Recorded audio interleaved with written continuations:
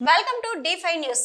పవన్ కళ్యాణ్ అంటే సినిమాల్లో హీరో మాత్రమే కాదు, పాలిటిక్స్ లో కూడా హీరోగానే నిర్ణయాలు తీసుకుంటున్నారు. అవి కూడా ఇంతకు ముందు ఏ రాజకీయ నాయకుడు చేయని విధంగా వినూత్నంగా చేస్తున్నారు. విషయం ఏంటంటే ఉపాధి హామీ పథకంలో భాగంగా చేపట్టవలసిన పనులపై చర్చించేందుకు ఏపీ వ్యాప్తంగా ఒకే రోజు 13,000కు పైగా పంచాయతీల్లో గ్రామ సభలు నిర్వహించనున్నారు. ఈ స్థాయిలో ఒకే రోజు గ్రామ సభలు నిర్వహించడం దేశ చరిత్రలోనే తొలిసారని చెప్తున్నారు.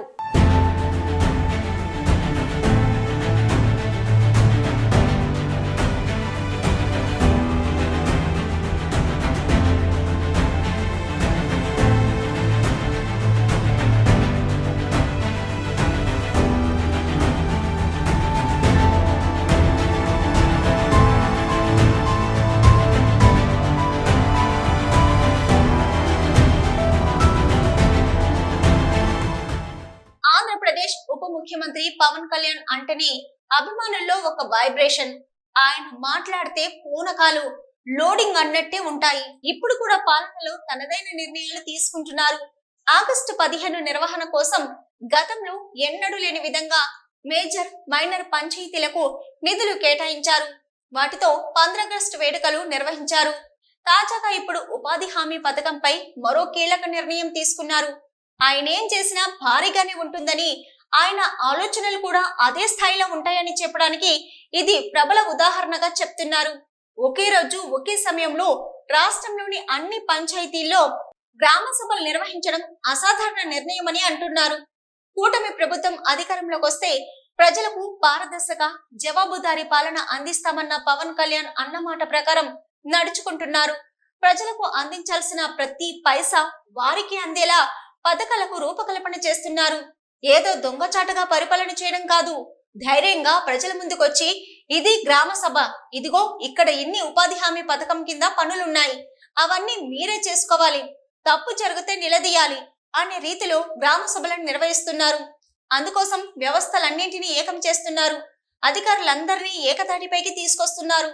ఎన్నాళ్ళు పని లేదని భావించిన అధికారులు, ఉద్యోగులు, రైతులు, ఉపాధి హామీ కూలీలు అందరికీ ఒకేసారి పని కల్పించే పనిలో పవన్ కళ్యాణ్ పడ్డారు. ఆగస్టు 23 తారీఖున రాష్ట్ర వ్యాప్తంగా 13,326 గ్రామ పంచాయతీల్లో ఇప్పుడు ఇంతకుముందు ఎన్నడూ లేని విధంగా ఒకే రోజున గ్రామ సభలు నిర్వహిస్తూ ఉన్నాం. జిల్లా పంచాయతీ అధికారులు, గ్రామ పంచాయతీ అధికారులందరికీ గ్రామ సభ నిర్వహణపై పూర్తిస్థాయి అవగాహన కల్పించాలి. గ్రామ సభ సమాచారాన్ని కనీసం 2 రోజుల ముందుగా టామ్ ద్వారా తెలియజేయాలి. ఈ గ్రామ సభలు అర్థవంతంగా నిర్వహించాలంటే గ్రామస్తులు, ప్రజాప్రతినిధులు, అధికారులు అది మనస్ఫూర్తిగా పాల్గొంచుకోవాలని కోరుకుంటా ఉన్నాం. ఈ గ్రామ సభల్లో ఉపాధి హామీ పథకంలో ప్రతి కూలీ కుటుంబం సంవత్సరంలో 100 రోజులు పనిచేసే విధంగా అవగాహన కల్పించాలి. కూలీలకి ఉన్న హక్కులను తెలియజేయాలి. రైతులకు ఉపాధి హామీ పథకాన్ని సద్వినియోగం చేసుకోవడానికి సంబంధించిన పనుల వివరాలను గ్రామ సభల్లో ప్రతి ఒక్కరికి అర్థమయ్యే విధంగా తెలియజేయాలి. పవన్ కళ్యాణ్ తానిచ్చిన మాట ప్రకారం పంచాయతీలు సుసంపన్నం కావాలనే లక్ష్యంతో ప్రణాళిక ప్రకారం ముందడుగు వేస్తున్నారు. దేశంలోని మొదటిసారిగా రాష్ట్రంలోని 13,326 గ్రామ పంచాయతీల్లో ఒకే రోజు గ్రామ సభలు నిర్వహించి గ్రామాల్లో ఉపాధి హామీ పథకం ద్వారా చేపట్టవలసిన అభివృద్ధి పనులపై ప్రజలంతా కలిసి తీర్మానాలు చేస్తారని చెప్తున్నారు. ఉపాధి హామీ పథకంలో భాగంగా 4,500 కోట్ల రూపాయల నిధులతో 87 రకాల పనులను గ్రామాల్లో చేయనున్నారు.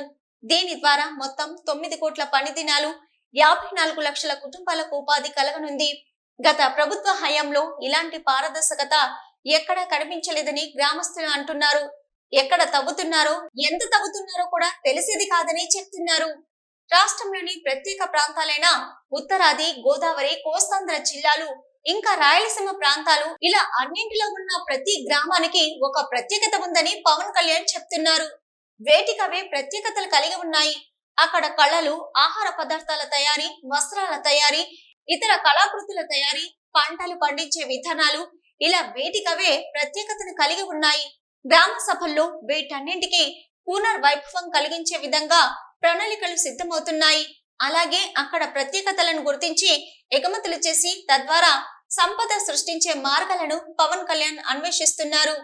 గ్రామ పంచాయతీలు ఖాళీ స్థలాలు గుర్తించి అక్కడ మొక్కల పెంపకం చేయడం, పంచాయతీలకు ఆదాయం తీసుకురావడం, అలాగే బంజరు నేలల్లో కలపను పెంచేందుకు అందుకు అవసరమైన నీటి వసతులను అందించామని చెప్తున్నారు.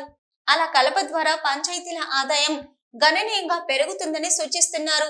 మనలాగే జంతువులకు కూడా భూమి మీద జీవించే హక్కు ఉందని పవన్ కళ్యాణ్ చెప్తున్నారు. అందుకే మూగజీవాలకు నీటి వసతి కల్పించేలా గుంతలను తవ్వించే పనులను ఉపాధి హామీ పనుల కింద చేపట్టామని సూచించారు. అయితే ఆ గుంతలు ప్రమాదకరంగా ఉంటే మాత్రం అక్కడ బోర్డులు పెట్టమని చెప్తున్నారు. అలాగే అడవుల్లో కోతులను తీసుకొచ్చి వదిలేస్తున్నారు. వాటికి ఆహారం ఉండటం లేదు, అవి బక్కచిక్కిపోతున్నాయి. అందుకే అడవుల్లో పండ్ల చెట్లు పెంచమని పవన్ కళ్యాణ్ సూచిస్తున్నారు.